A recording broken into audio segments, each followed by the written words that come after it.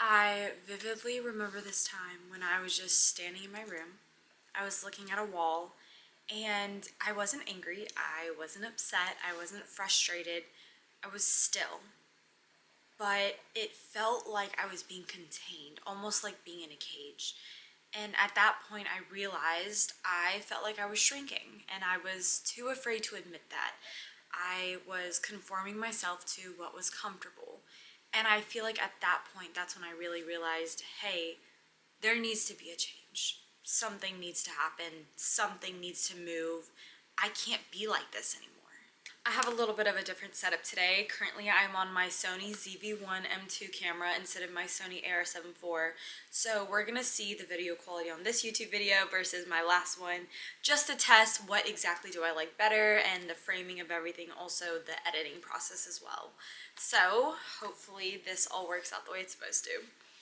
So I actually started noticing this in very little and subtle ways. It was more or less I wasn't speaking up when I had something to say, or I was laughing at compliments, or I was just constantly telling myself things that wasn't really true.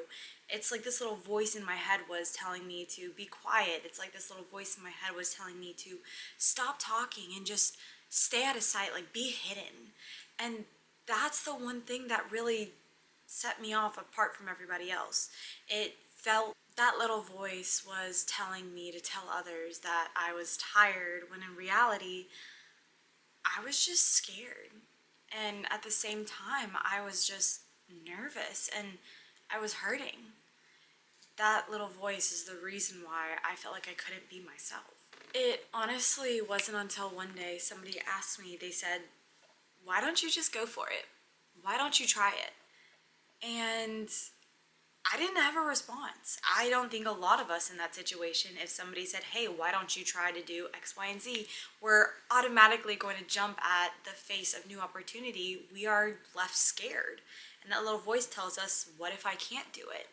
And when I got asked that question, when I got faced with the possibility of what if, I froze. I didn't know what to say. I didn't know how to come back. I didn't know how to respond or answer. And because I froze, it made me upset with myself. It made me uncomfortable of, why can I not answer? Why can't I not speak? Why does it feel like there's a wall or a gate on my mouth where there's no words coming out? And I just had to sit with myself that night. As I was sitting in silence, as I was being very quiet, that night I realized something. When I sat with myself, there was no music, there was no YouTube video, there was no Netflix, there was no Amazon Prime. There was nothing that really could distract me in that moment, because I realized that I was waiting for something. And I feel like that was the one thing that shifted and changed everything for me. I wasn't waiting for clarity. I was waiting for permission. But permission from who? Permission from that little voice in my head telling me over and over, you can't do it.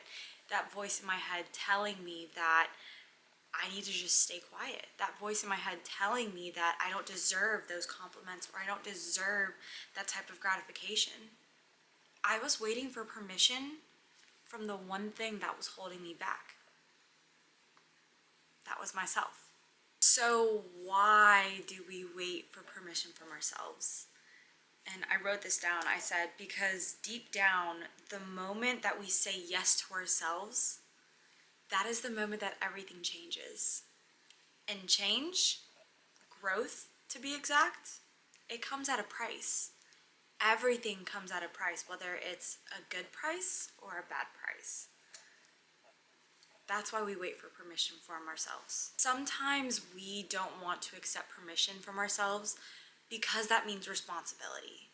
And if we haven't developed our character enough, and if we haven't trusted ourselves with enough responsibility already in our lives, then what makes you think that who you are as a person, that inner self, is going to be able to trust your future self with more responsibility? That won't be able to happen. That won't come to fruition. That's never going to happen for you, because you already know you can't handle it. That's like me saying I'm going to go run a marathon, me training for the marathon, and then I get to the marathon and I ran 2 miles. And then I say, oh, I can run a longer marathon. No, I can't. If I didn't even complete the first one, what makes me think I can do another one? It's that responsibility that we refuse to accept for ourselves. Once you give yourself permission to speak up, to post, to live boldly, to express freely, you can't play small anymore.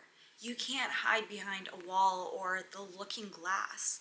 You've already changed your mindset, and if you do anything that's going back to the old you, or you're doing anything that's conforming back to that smaller figure, then you're just going to be anxious and uncomfortable.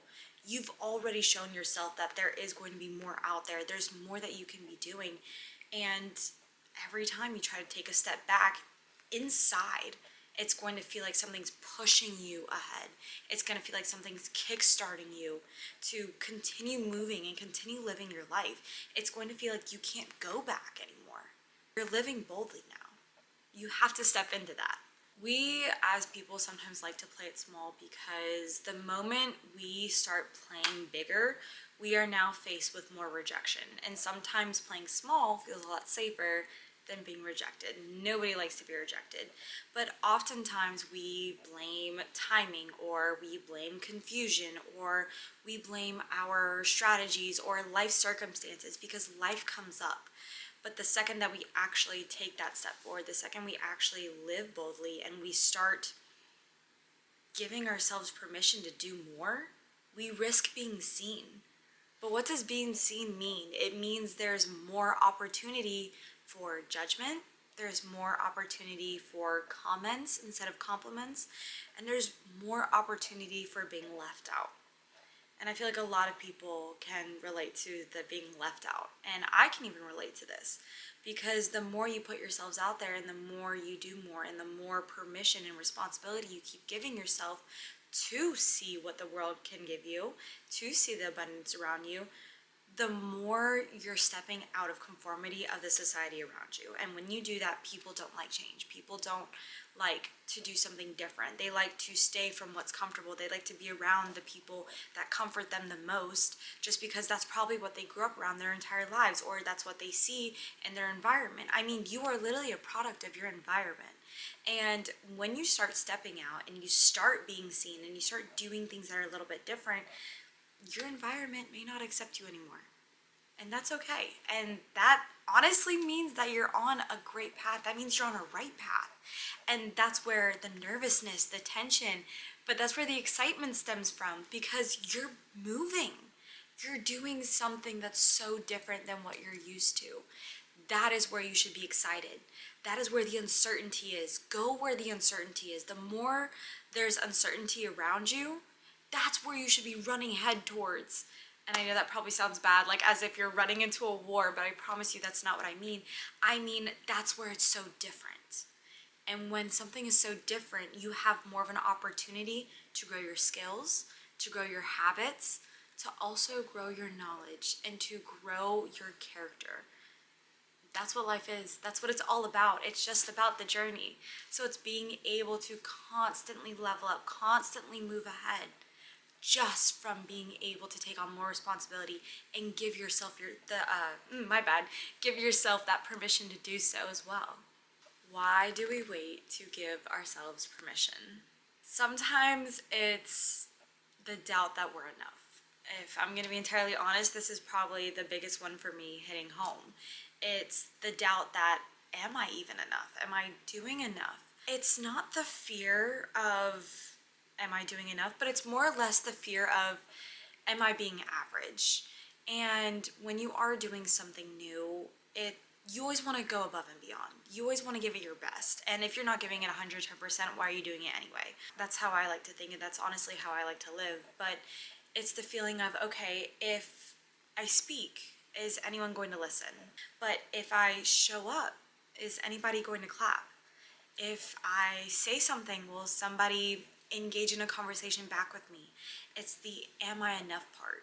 And when we constantly have the idea in our head of are we enough, or we constantly have that thought circulating in our mind, we tend to delay ourselves. We overthink? Is our business plan perfect?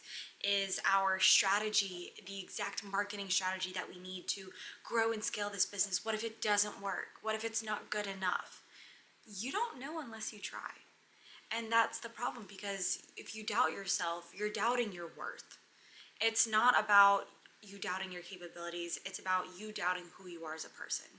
And that's why understanding not only yourself, but your habits, how you show up, how you see the world around you is so important, because you're showing yourself that you are worthy and you are capable of more. So it's being able to say, no, I am worthy and this will work. And even if it doesn't matter. I learned, because you were so confident in your worth and your self-love as a person. So it's not overthinking yourself, it's not delaying yourself, but it's coming and saying, I am worthy, I'm capable, this is why I'm giving myself permission.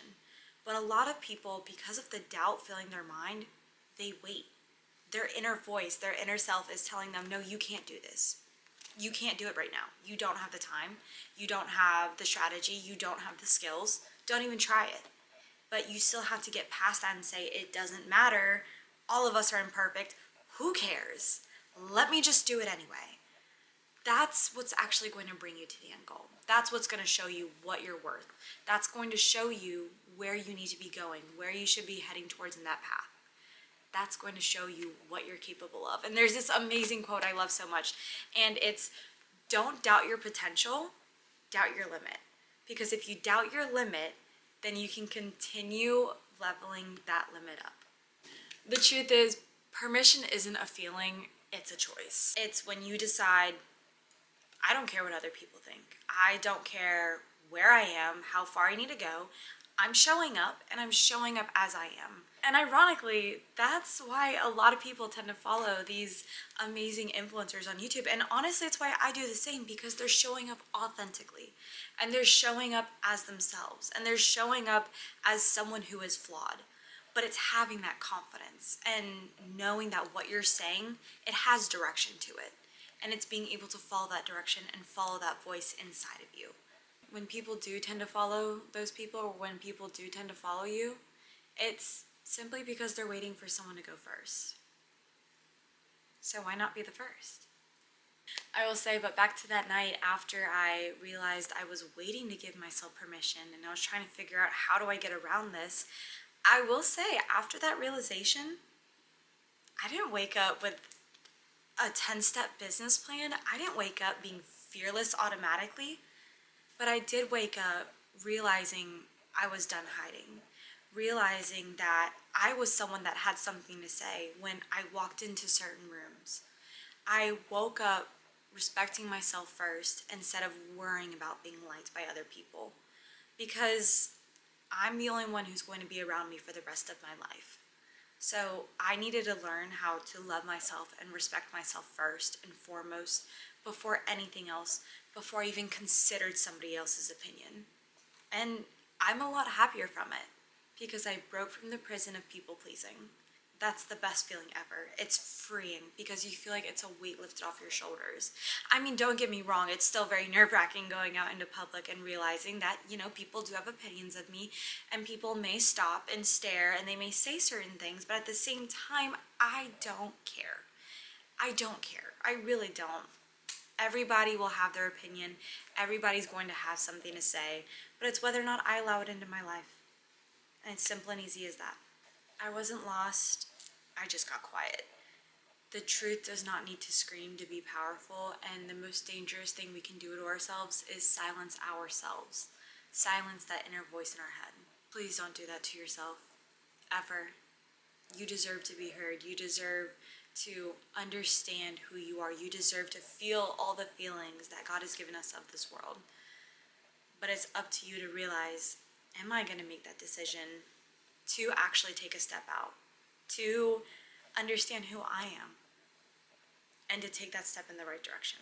If you felt like this is your story too, please leave this emoji below, and no big caption, nothing crazy, just this. Because I feel like a lot of people go through this and they don't even realize that they're silencing themselves.